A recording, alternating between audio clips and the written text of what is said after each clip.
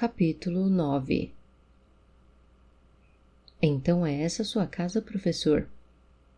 Perguntou Maria Hensel, observando o casebre pela primeira vez. O tom da voz dela não deixava claro se ela estava surpresa ou decepcionada.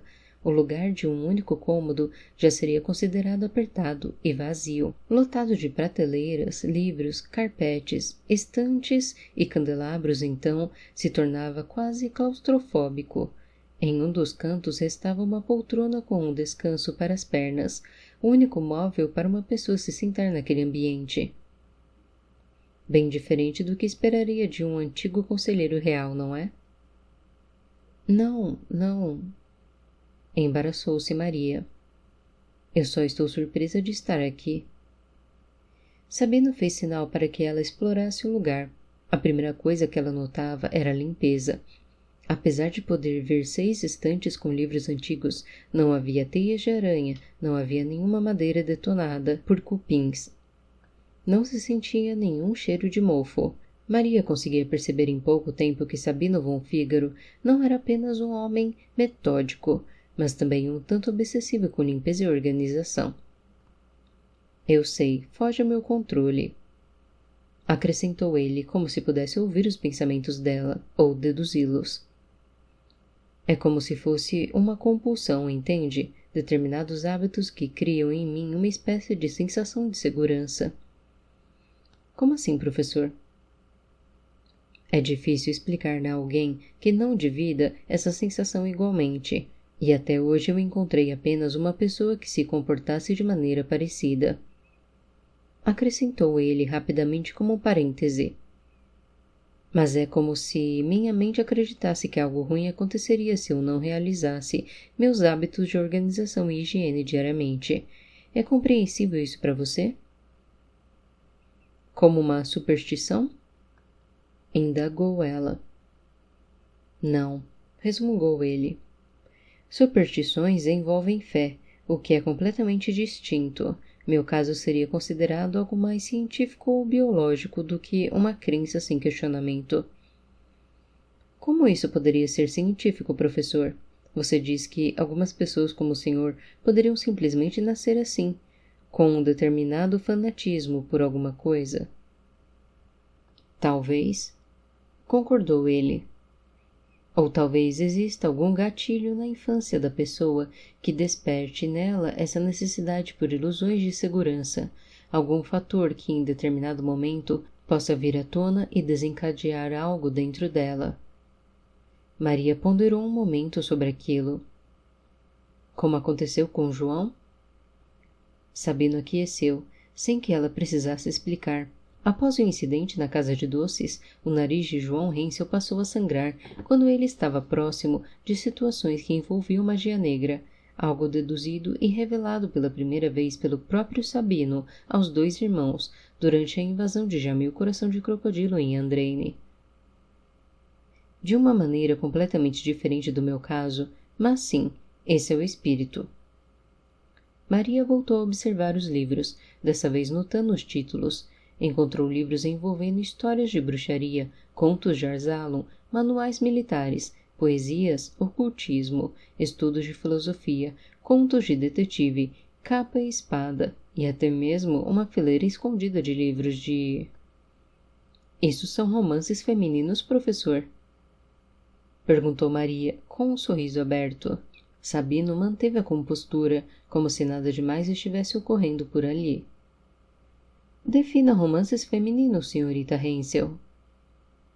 Livros normalmente com histórias de amor, repletas de idas e vindas, para um casal ficar junto, que as mulheres não veem problema em debater, enquanto os homens se envergonham de assumir publicamente que leem. Sabino ficou calado por um momento e olhou para o outro lado. Sim, são romances femininos, disse rapidamente, como se dissesse nas entrelinhas. E nós nunca mais falaremos sobre isso.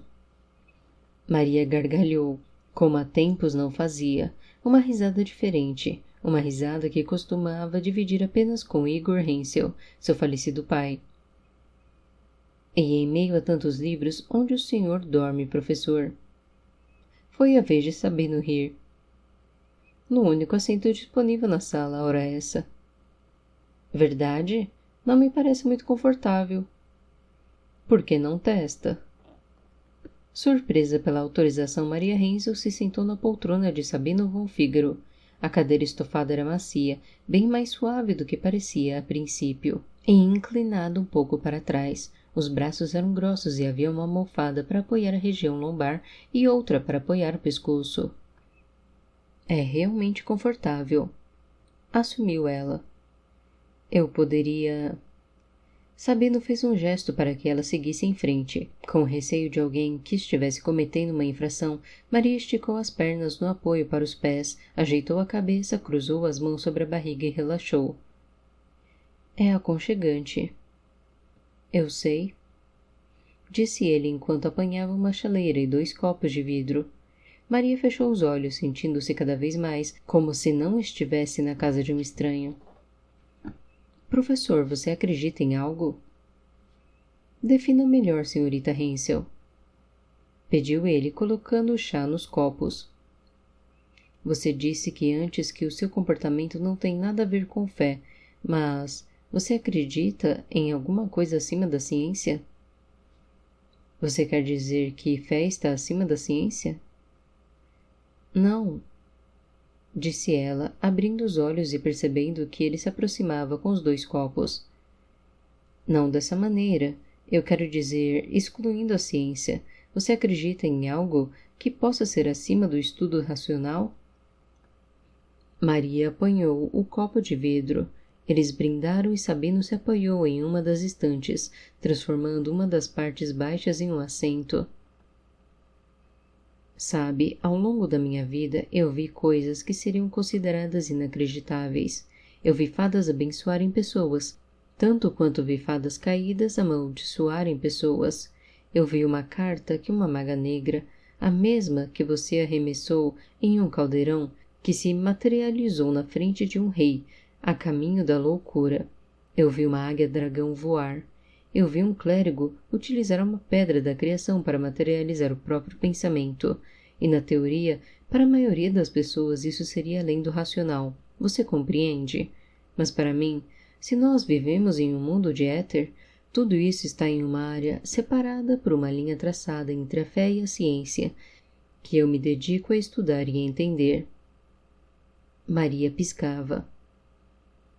Então a questão não é que eu acredite ou não, a questão apenas é que eu não nego. E isso faz toda a diferença, porque esse tipo de postura me impede tanto de convicção cega como da arrogância científica. O senhor diz que realiza esses rituais de limpeza porque eles lhe passam uma falsa sensação de segurança. Isso não é uma convicção cega? Não, porque eu tenho consciência de que isso é uma bobagem, mas essa é a maneira racional que eu encontrei de manter em controle os meus gatilhos.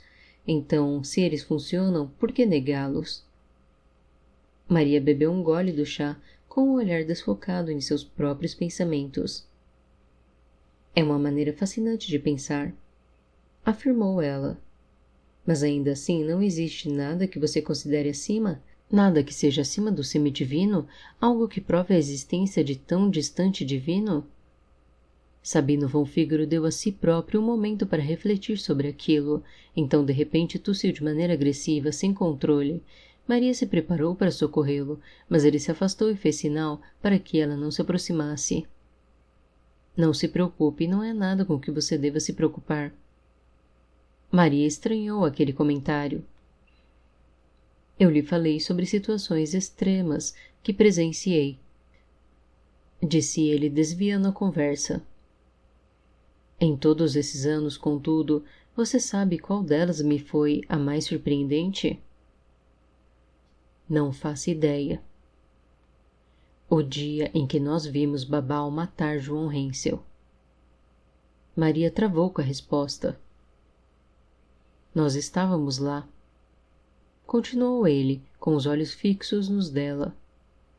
Nós vimos o garoto agonizar antes que a rainha terra adentrasse e destruísse a Maga Negra, e ainda assim ver uma fada abdicar da condição humana para se tornar um instrumento de guerra não me foi a coisa mais surpreendente naquele dia, porque a coisa mais espantosa que eu já vi em todos os meus anos de vida foi a menina Ariane Narim apanhar aquela pedra da criação, negociar com a morte e trazer João Renzel de volta para os braços dela.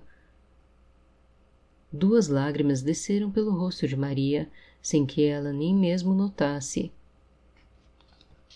Aquela menina não foi treinada para aquilo. Ela não era uma clériga, não era uma sacerdotisa ou uma estudiosa. Na verdade, ela nem mesmo imaginava com que tipo de forças estava mexendo. Ela simplesmente foi lá e fez. Sem dúvidas, sem medo, revertendo o inevitável, baseada apenas em um sentimento de amor. Mas quando eu digo amor aqui, eu não estou falando de amor que nós pensamos que compreendemos ou que podemos tentar demonstrar de alguma maneira. Eu estou falando de um sentimento maior do que a vida, entende? Um sentimento capaz de gerar vida, de sacrificar a própria vida. E esse sentimento que aquela menina demonstrou por aquele aprendiz de cavaleiro naquele dia na Catedral da Sagrada Criação, esse sentimento é maior do que nós, humanos. É maior do que semideuses que dão vida à nova éter. Esse sentimento nos conecta com o tal divino tão distante de nós. Você compreende? Maria limpou as lágrimas da face, enfim as percebendo. Sim, ela compreendia. Ela até mesmo já havia sentido aquilo por alguém, uma única vez. Uma única maldita vez.